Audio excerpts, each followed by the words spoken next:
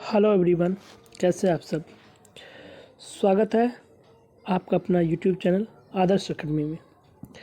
मित्रों, आज हम लोग सीटेट सीडीपी 2026 के लिए नवीन पैटर्न पर आधारित चैप्टर वाइज पीवाईक्यूज और एमसीक्यूज देखेंगे, जिसमें आज हमारा क्लास समावेशी कक्षा भाग 2 होगा। क्योंकि समावेशी कक्षा भाग 1 हमने इससे पहले ही देख लिया था। आज का पहला प्रश्न है, समावेशी शिक्षा का अर्थ क्या होता है। ऑप्शन नंबर ए है 14 वर्ष से कम आयु वाले बच्चों के लिए अनिवार्य शिक्षा प्रदान करना। ऑप्शन बी है यह सुनिश्चित करना कि प्रत्येक बच्चे के सीखने का परिणाम अलग है। ऑप्शन सी है मुख्य धारा में विकलांग को शामिल करना। डी है यह सुनिश्चित करना कि कोई भी छात्र शिक्षा में पीछे नहीं रहे। तो मित्रों, प्रश्न संख्या 1 का सही जवाब ऑप्शन डी होगा, क्योंकि हम जानते हैं कि समावेशी कक्षा जिसमें समान रूप से शिक्षा प्रदान करना होता है, हमें बच्चों के क्षमताओं के अनुरूप उनकी रुचियों के हिसाब से शिक्षण करना होता है। हमें किसी भी आधार पर बच्चों के साथ भेदभाव नहीं करना चाहिए, न जाति के आधार पर, न लिंग के आधार पर, न धर्म, न सामाजिक स्तर पर, न भाषा के स्तर पर कोई भी भेदभाव करना चाहिए। इसलिए समावेशी कक्षा जो है यह सुनिश्चित करता है कि कोई भी छात्र शिक्षा में पीछे नहीं रहे। प्रश्न संख्या 2 है, समावेशी शिक्षा वर्तमान में देश की दृष्टिकोण पर आधारित शिक्षा की एक रणनीति है। तो ऑप्शन ए है उदासीनता, ऑप्शन बी है सहानुभूति, ऑप्शन सी है परोपकार, ऑप्शन डी है अधिकार। तो समावेशी कक्षा वर्तमान में जो है वह अधिकार की दृष्टि पर आधारित है। प्रश्न संख्या 2 का सही उत्तर होगा ऑप्शन नंबर डी, अधिकार। क्योंकि शिक्षा जो है सबों को हक और अधिकार देती है, चाहे वह विकलांग हो या पिछड़े रूप से जो है छात्र हो या गिफ्टेड छात्र हो, लेकिन सभी को यह अधिकार है कि वह शिक्षा प्राप्त करे। इसलिए समावेशी शिक्षा जो वर्तमान में चल रही है, इनका दृष्टिकोण आधार पर जो है आधारित है। प्रश्न संख्या 3 में देखेंगे कि समावेशी शिक्षा के पीछे क्या तर्क है। ऑप्शन ए है सभी को मुफ्त शिक्षा दिया जाना चाहिए, बी है सभी को सुविधा दी जानी चाहिए, सी है सभी को सम्मिलित किया जाना चाहिए, डी है यह समावेशन क्षमताओं पर आधारित होनी चाहिए। तो समावेशी कक्षा के पीछे तर्क है, इसका सही उत्तर ऑप्शन नंबर सी होगा, जिसमें सभी को सम्मिलित किया जाना चाहिए। प्रश्न संख्या 4 देखेंगे, जिसमें दिया गया है समावेशी शिक्षा के बारे में गलत कथन का चयन कीजिए। ऑप्शन ए है छात्र अपने पड़ोस के विद्यालय में पढ़ते हैं, बी है यह लागत प्रभावी है, सी है समर्थन सेवाओं की आवश्यकता नहीं होती है, डी है छात्र स्वयं के रूप में रहते हैं। तो इसमें कला समावेशी शिक्षा के बारे में गलत कथन चयन कीजिए कि कौन ऐसा कथन है जो गलत है। तो मित्रों, छात्र जो है अपने पड़ोस के विद्यालय में पढ़ते, यह कथन सही है। यह लागत प्रभावी है, यह कथन भी सही है। समर्थन सेवाओं की आवश्यकता नहीं होती, यह कथन गलत है। हमें बच्चों को उनके योग्यताओं के अनुसार समर्थन देनी होती है, चाहे सामाजिक समर्थन हो या जो है भौतिक समर्थन हो। हमें बच्चों को जो ज़रूरत पड़ती है समावेशी कक्षा में देते हैं। इसीलिए यह प्रश्न, यह सी नंबर का ऑप्शन गलत है। प्रश्न संख्या 5 देखेंगे, जिसमें दिया गया है निम्नलिखित में से कौन सी समावेशी शिक्षा की विशेषता नहीं। तो ऑप्शन ए है यह समावेशी शिक्षा सतत प्रक्रिया है, न कि एक प्राप्त स्थिति या उत्पाद है।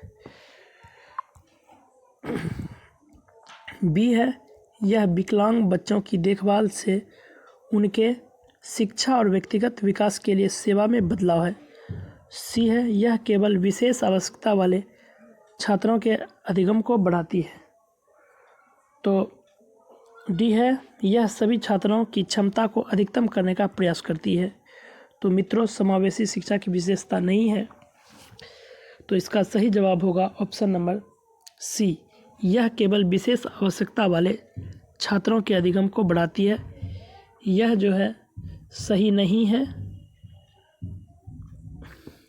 प्रश्न संख्या 6 देखेंगे, जिसमें दिया गया है कि इनमें से कौन सा समावेशन का नियम है।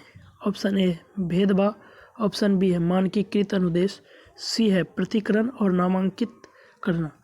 तो समावेशन का नियम है कि आप जो है ऑप्शन नंबर डी व्यक्तिगत भिन्नता को स्वीकार करना। तो ऑप्शन नंबर डी इनका सही उत्तर होगा। समावेशन का नियम यही है कि आप किसी भी छात्रों के साथ, बच्चों के साथ भेदभाव नहीं करेंगे, ना ही उनका मानकीकृत करेंगे, ना ही पृथक्करण और नामांकितकरण करेंगे कि मंद बुद्धि बालक कह के जो है इत्यादि कह के आप उसे अन्य नामों से नामांकित नहीं करेंगे। तो प्रश्न संख्या 7 है, देखते हैं लिखित में से समावेशी कक्षा में कौन सी शिक्षक की भूमिका नहीं है। यानी एक समावेशी कक्षा में शिक्षक की क्या भूमिका नहीं होती है, इस विषय में इनका क्या विकल्प सही है, इस पर हम देखेंगे। विकल्प ए है शिक्षक को बच्चों को प्रोत्साहित करना चाहिए। बी है बच्चों की आवश्यकता के अनुरूप बैठने की पर्याप्त व्यवस्था करनी चाहिए। सी है यह शिक्षक अधिगम निःशक्त बच्चों पर ध्यान नहीं देना चाहिए। ऑप्शन डी है शिक्षक को अधिगम निःशक्त बच्चों को शिक्षण के लिए अतिरिक्त समय देना चाहिए। मित्रों, हम जानते हैं समावेशी कक्षा में विभिन्न पृष्ठभूमि से आए बच्चे होते हैं, जिसको विभिन्न चुनौतियों के आधार पर हमको जो है अधिगम देना होता है, शिक्षण करना होता है।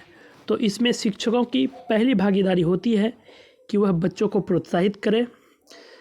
बी है कि बच्चों की आवश्यकता के अनुरूप बैठने की भी पर्याप्त व्यवस्था होनी चाहिए। सी है शिक्षक को अधिगम निःशक्त बच्चों पर ध्यान नहीं देना चाहिए। यह गलत है, क्योंकि शिक्षक जो है सभी को समान रूप से जो है समावेशी कक्षा में लेकर चलेंगे। इसमें जो निःशक्त बच्चों हैं उन पर भी ध्यान देना चाहिए। डी में तो दिया गया है शिक्षक को अधिगम निःशक्त बच्चों को शिक्षण के लिए अतिरिक्त समय देना, यह भी बिल्कुल सही है कि उनके अनुरूप क्षमता के आधार पर उन्हें अतिरिक्त समय देना चाहिए। तो इनका सही जवाब ऑप्शन नंबर सी होगा। प्रश्न संख्या 8 देखेंगे, जिसमें दिया गया है समावेशी शिक्षा के बारे में इनमें से कौन सा सही है। 1 नंबर है मौजूदा वातावरण को बदलना। 2 नंबर है विभिन्न शिक्षण विधियों का उपयोग किया जाना। तो ऑप्शन नंबर ए है केवल 2 सही है। बी में है केवल 1 सही है। सी में है ना तो 1 और ना तो 2 ही सही है। डी में है 1 और 2 दोनों सही है। तो मित्रों, समावेशी कक्षा में मौजूदा वातावरण को बदलना शिक्षकों का जो है एक उद्देश्य होना चाहिए। दूसरा है विभिन्न शिक्षण विधियों का उपयोग भी किया जाना चाहिए, तभी आप सभी पृष्ठभूमि से आए हुए छात्रों पर समान दृष्टि बना सकेंगे। इसलिए इसका सही उत्तर होगा डी 1 और 2। प्रश्न संख्या 9 देखेंगे, जिसमें दिया गया है समावेशी शिक्षा निम्न में से किसके लिए है। ऑप्शन ए अल्पसंख्यक छात्र, 2 वंचित छात्र, 3 सामान्य श्रेणी के छात्र, 4 सामाजिक रूप से वंचित छात्र। ऑप्शन ए है 1 और 2, ऑप्शन बी है 2 और 4, ऑप्शन सी है 1, 2 और 4, ऑप्शन डी है 1, 2, 3 और 4। प्रश्न संख्या 9 का सही जवाब है डी, यानी 1, 2 और 3 और 4। समावेशी शिक्षा निम्न में से इनमें जो भी विकल्प दिए गए हैं सभी के लिए जरूरी होता है। प्रश्न संख्या 10 देखेंगे। इसमें दिया गया समावेशी शिक्षा डैश के सिद्धांत पर आधारित है। तो विकल्प ए है विश्व बंधुत्व, बी है सामाजिक संतुलन, सी है औचित्य और समान अवसर, डी है सामाजिक अस्तित्व और वैश्वीकरण। तो डी का 10 का सही उत्तर है ऑप्शन नंबर सी, समावेशी शिक्षा औचित्य और समान अवसर पर आधारित है। मित्रों, बेहतर तैयारी के लिए आप हमारे इस चैनल से जुड़ें और समय से नोटिफिकेशन मिल सके इसके लिए बेल आइकन को दबाएं। आज की कक्षा यहीं पर समाप्त होती है। धन्यवाद।